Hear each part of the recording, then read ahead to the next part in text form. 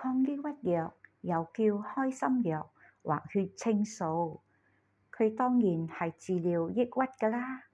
抗抑鬱藥仲可以醫治其他嘅情緒病，包括焦慮症、強迫症同創傷後遺症。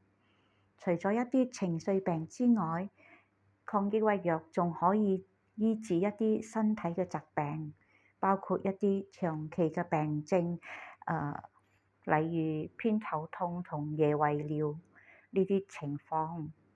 咁究竟抗抑鬱藥要食幾耐至有效呢？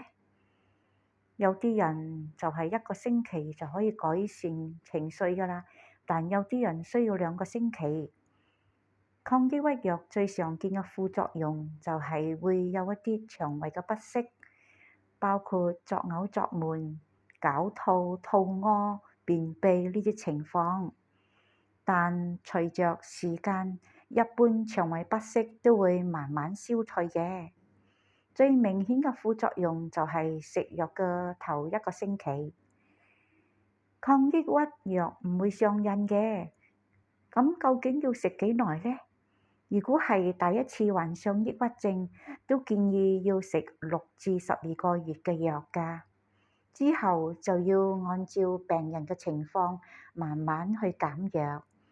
但係有啲病人係重複咁復發又比較嚴重嘅話呢，都會建議佢長期食藥，避免復發。